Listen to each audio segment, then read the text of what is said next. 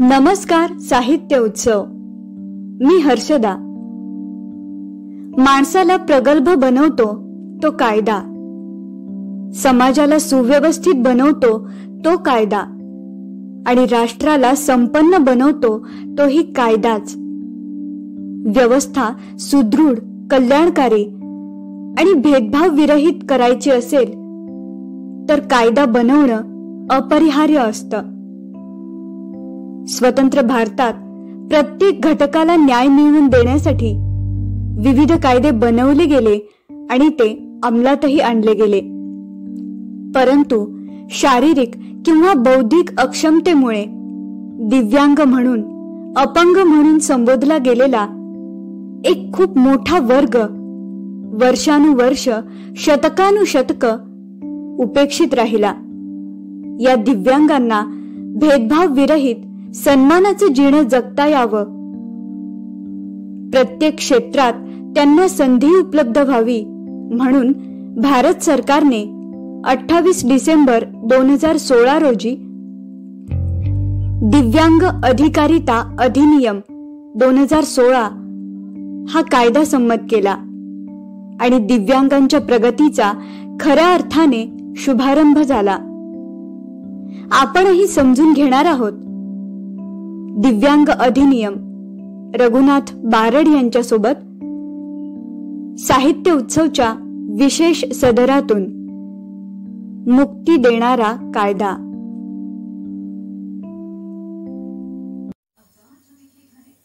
साहित्य उत्सव ऐकणाऱ्या सन्माननीय वाचक बंधू भगिनीनो, आपणास रघुनाथ बारडकडून विनम्र प्रणिपात.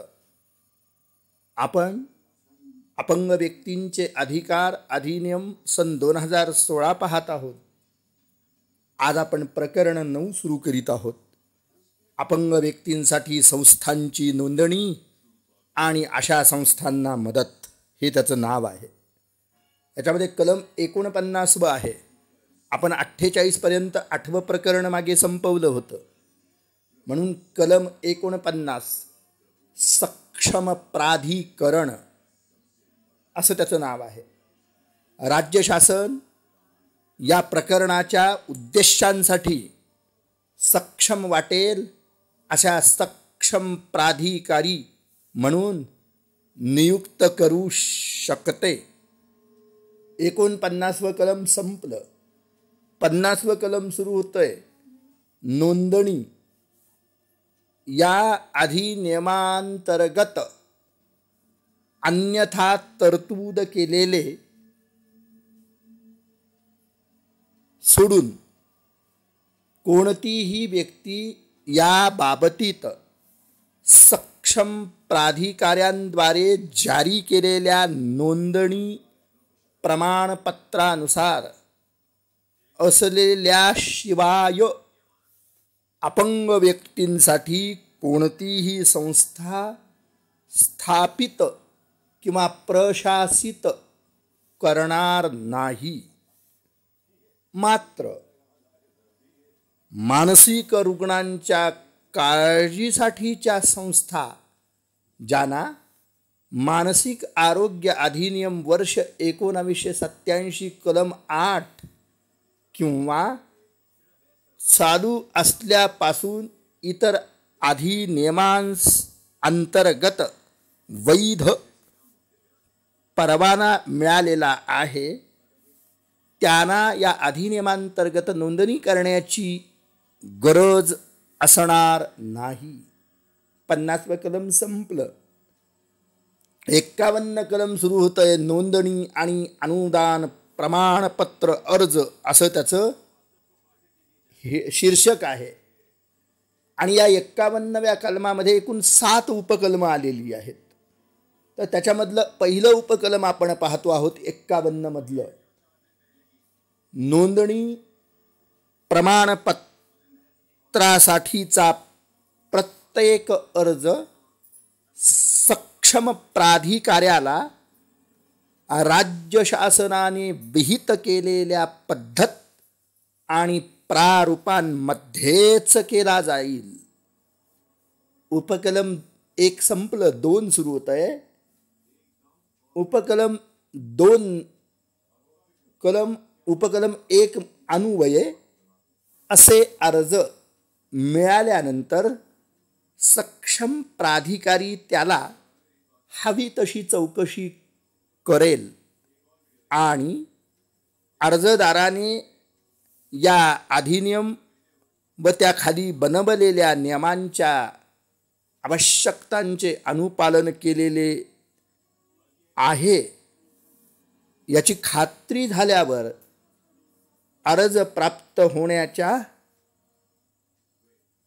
90 दिवसांच्या कालावधीच्या आत अर्जदाराला नोंदणी प्रमाणपत्र बहाल करेल आणि त्याची योग्य खात्री न झाल्यास सक्षम प्राधिकारी अर्ज केलेले नोंदणी प्रमाणपत्र बहाल करण्यास नकार देईल.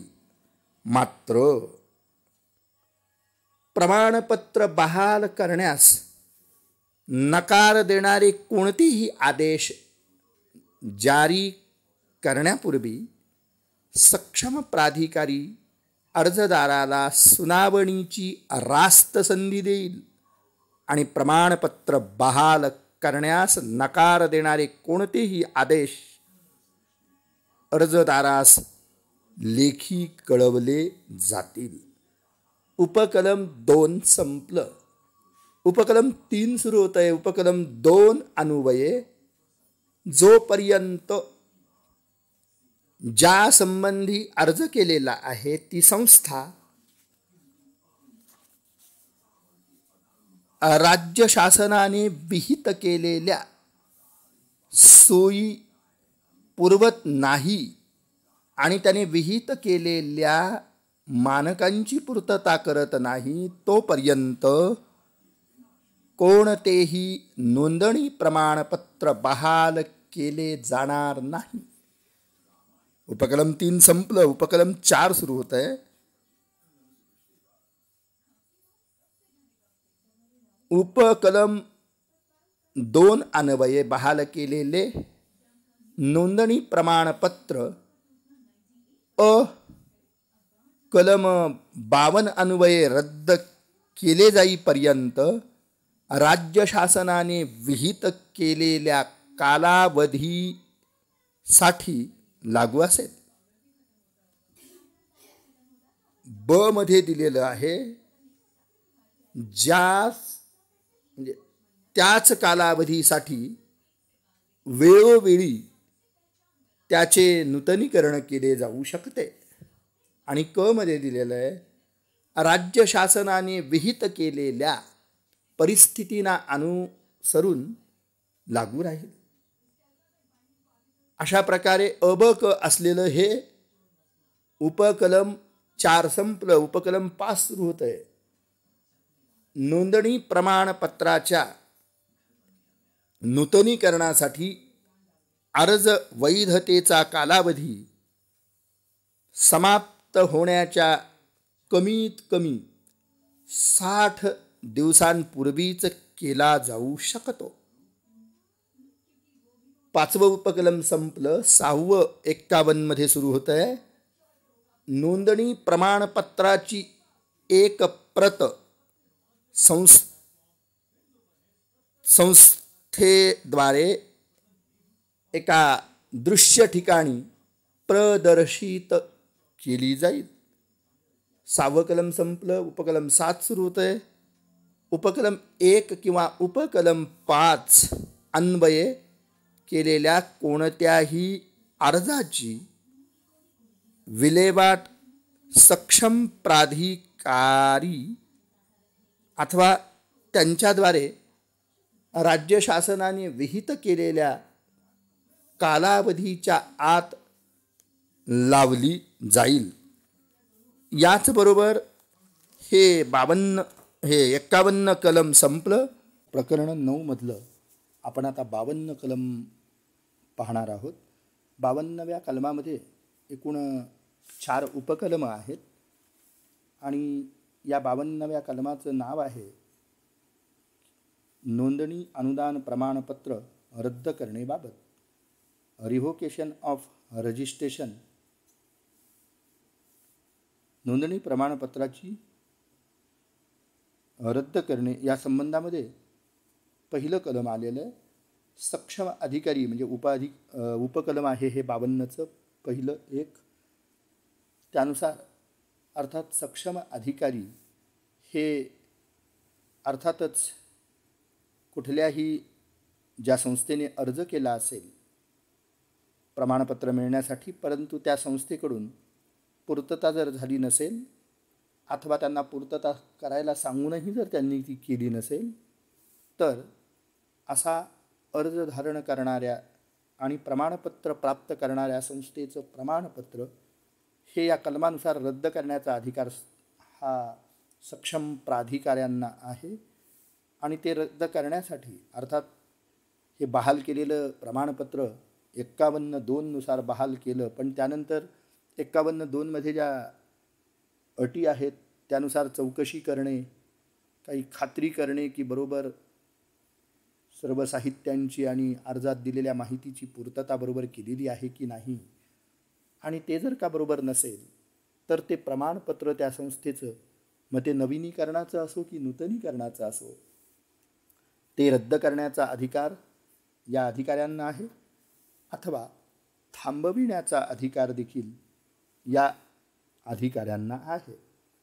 मग त्याच्यामध्ये हे थांबवण्यापूर्वी या 52(1) मध्ये 2 उपकलमं दिलेली आहेत, अ आणि ब.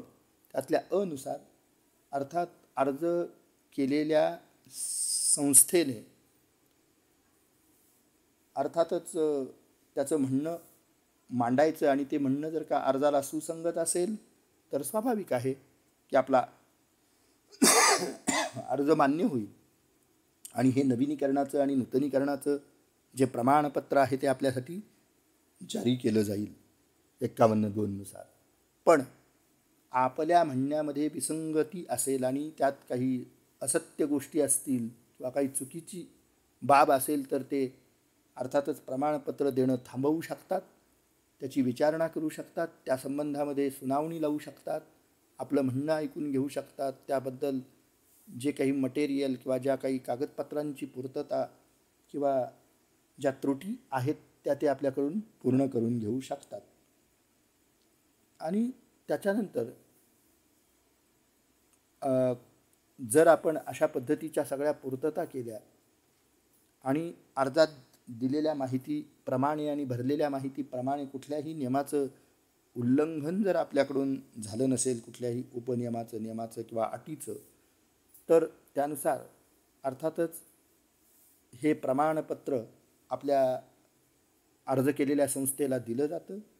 पण जर उल्लंघन झालं असेल तर मग चौकशी केली जाते आणि चौकशीनंतरच थेट अर्थात जर त्या अधिकाऱ्यांना वाटलं तर ते आदेश काढू शकतात आणि आदेशानुसारच नंतर मग त्यांना ते प्रमाणपत्र रद्द करण्याचं काढता येतं. त्यासाठी त्यांना आदेश जारी करावा लागतो. त्यात पुढे असंही म्हटलं की अर्थातच ज्या संस्थेने अर्ज केलेला आहे त्याला त्या संस्थेला संधी देईपर्यंत, अर्ज केलेल्या संस्थेला पूर्ण संधी देईपर्यंत अथवा ते प्रमाणपत्र नवीनीकरणाचं असो की नूतनीकरणाचं असो त्या संस्थेला जारी केलेलं रद्द केलं जाणार नाही. त्यांचं म्हणणं ऐकण्याची संधी त्यांना दिली जाईल, तोपर्यंत ते रद्द होणार नाही. पण तोपर्यंत त्यांना एक कारणे दाखवा सूचना दिली जाईल आणि आपलं प्रमाणपत्र रद्द का करण्यात येऊ नये अशा आशयाची ती कारणे दाखवा सूचना अर्थातच असेल. आणि त्यानंतर मग म्हणणं ऐकून जर समाधान झालं तर प्रमाणपत्र बहाल होईल आणि नाही झालं तर रद्द होईल किंवा थांबवण्यात येईल. अशा पद्धतीची ती तरतूद आहे. त्याच्यानंतर 52(2) नुसार रद्द केलेले प्रमाणपत्र हे ज्या संस्थेसाठी रद्द केलेले आहेत, मग ते नवीनीकरणाचे असो की नूतनीकरणाचे असत, त्यात अर्थातच जे तोपर्यंत म्हणजे कार्य थांबवायला ते सांगू शकतात जोपर्यंत तुम्ही त्रुटी पूर्ण करत नाही, आणि संस्थेला तोपर्यंत काम करता येणार नाही. अर्थात हे कारणे दाखवा सूचनेला उत्तर दिल्यानंतरची प्रक्रिया आहे. आणि त्याच्यानंतर मग अर्थातच कार्य थांबवायला सांगितल्यानंतर मग त्यात पुढे आपल्याला जर त्यांचा आदेश मान्य नसेल तर आपण अपिलीय प्राधिकरणाकडे जाऊ शकतो. अपिलीय प्राधिकारी हे 53व्या कलमानुसार नियुक्त केलेले आहेत. त्यासाठी आदेश काढला जातो रद्द केल्याचा, आणि त्या आदेशाला आपण मग आवाहन अपिलीय प्राधिकरणाकडे देऊ शकतो. पण तोपर्यंत मात्र प्रमाणपत्र हे आदेश जरी काढला असला तरी कार्य करणं मात्र थांबवलं जातं. याच्यामध्ये सुद्धा 2 उपकलम आहेत, अ आणि ब. त्याच्यामध्ये अ नुसार म्हटलं आहे की अपील केल्यानंतर प्राधान्याने त्या अपिलाची सुनावणी ही ताबडतोब घेतली गेली पाहिजे. कालबाह्य तारखेच्या आत ती घेतली गेली पाहिजे. पण जर ती विहित कालमर्यादेच्या तारखेपर्यंत घेतली गेली नाही तर पुन्हा अर्ज करून नवीन तारीख घेता येऊ शकते. त्यानुसार आपण अपिलासाठी आपली संचिका दाखल करू शकतो, म्हणजे जिच्यावर अन्याय झाला आहे ती संस्था. त्याच्यानंतर 52(2) नुसार अर्थात असं अपील जे आहे ते प्राधान्याने सुनावणीसाठी घ्यावं आणि त्यात आदेश काढून त्या रद्द केलेल्या आधीच्या आदेशाच्या विरोधामध्ये सुनावणी करावी, आणि तोपर्यंत त्या विहित तारखेच्या आत आदेश हा अपिलीय प्राधिकाऱ्यांकडून प्राप्त करावा. तिसरं जे कलम आहे उपकलम 52 मधलं, त्याच्यामध्ये असं म्हटलं की रद्द करण्याचं जे प्रमाणपत्र आहे, नवीनीकरण आणि नूतनीकरण प्रमाणपत्र ज्या संस्थेचं रद्द झालं त्या संस्थेच्या बाबतीत सक्षम अधिकारी थेट अशा जो व्यक्ती ती संस्था चालवतो अपंगांसाठी, तर त्या व्यक्तीला कैदी म्हणून ताब्यात घेऊ शकतात. त्यांना त्यांच्या विरुद्ध कारवाई चालू होऊ शकते, आणि रद्द झाल्यानंतर ती कारवाई चालू होते. त्याच्यात मग एक तर त्यांचा ताबा घेणे, तिच्या नातेवाईकांना त्यांच्या कल्पना देणे, जो व्यक्ती संस्था चालवतो त्यानंतर कार्य थांबवणे, अशा बाबी केल्या जातात. आणि ब नुसार की कुठल्याही संस्थेमध्ये जी सक्षम अधिकाऱ्यांच्या आधिपत्याखाली चालते अशा संस्थेमध्ये विहित केल्याप्रमाणे सक्षम अधिकारी हे त्या शाळेतल्या मुलांना दुसऱ्या शाळेत पाठवू शकतात. त्याच्यानंतर उपकलम 4 जे आहे ते अर्थातच कोणतीही संस्था, कुठल्याही संस्थेचा जिचं प्रमाणपत्र रद्द झालं, नवीनीकरणाचं असो की नूतनीकरणाचं असो, त्यांना ताबडतोब त्या रद्द केलेल्या आदेशाच्या विरोधात शरणागती पत्करण्याचा सुद्धा अधिकार आहे. ते सक्षम अधिकाऱ्याला शरण जाऊन क्षमा मागू शकतात आणि त्रुटी भरून काढून देऊ शकतात. 53 जे कलम आहे त्याच्यामध्ये 2 कलम आहेत. एनी पर्सन, ज्या व्यथित संस्था आहेत किंवा जी संस्था ज्या व्यक्तीकडून चालवली जाते ते रद्द केलेल्या आदेशाच्या विरोधामध्ये सक्षम अधिकाऱ्याच्या विरोधामध्ये त्याने जर का नकार दिला असेल सर्टिफिकेट द्यायला बहालीला, तर ते त्या संबंधामध्ये अर्थातच त्या रिव्होकिंग किंवा रद्द केलेल्या प्रमाणपत्राच्या जारी होण्यासाठी अपिलीय प्राधिकाऱ्याकडे अर्ज करू शकतात. अर्थात तो अर्ज हा ताबडतोब आला पाहिजे, विहित कालावधीच्या आत आला पाहिजे, आणि अशा अपिलीय अधिकाऱ्यांची नेमणूक जी आहे, म्हणजे त्या अपिलीय अधिकाऱ्यांनी तो अर्ज प्राधान्याने निकाली काढावा ताबडतोब. अपिलीय प्राधिकाऱ्यांनी तो अर्ज अर्थातच जारी केलेल्या त्या म्हणजे सरकार वेळोवेळी त्याची अधिसूचना काढेल आणि अपिलीय अधिकारी ठरवेल, आणि त्यात जे जारी करेल त्याप्रमाणे सरकार अर्थातच असा नकार प्राप्त झालेला अर्ज हा त्या अधिकाऱ्यांकडे पाठवला जाईल. त्या अधिकारी त्याला रद्द करू शकतात. त्याच्यात आपण आपलं म्हणणं मांडू शकतो. 53(1) नुसार अर्थातच नकार देण्याचा किंवा नोंदणी प्रमाणपत्र रद्द करण्याचा अधिकार हा अपीलीय प्राधिकाऱ्यांना आहे. याबरोबरच हे 53 कलम चं पहिलं उपकलम जे आहे ते संपलं. आता 53(2) मध्ये रद्द केलेलं जे प्रमाणपत्र आहे, जे अपीलीय प्राधिकाऱ्यांकडून रद्द झालेलं आहे, ते एकदा रद्द करण्याचं ठरल्यानंतर पुनर्विचाराचा अधिकार त्यात नाही. त्यांनी घेतलेला जो निर्णय आहे तो अंतिम असेल आणि ते रद्दच समजलं जाईल. याबरोबरच हे 53व कलम संपलं. आता 54व कलम सुरू होत आहे. 54व्या कलमानुसार ज्या अपंग व्यक्तींसाठीच्या संस्था या अपंग व्यक्तींकरिता सरकारकडून चालविल्या जातात किंवा प्रशासित होतात, तर अशा सर्व केंद्र सरकारच्या आणि राज्य सरकारच्या संस्थांना अर्थातच या प्रकरणाच्या उद्देशार्थ केलेल्या कारवाई संबंधातले कोणतेही नियम हे लागू असणार नाही.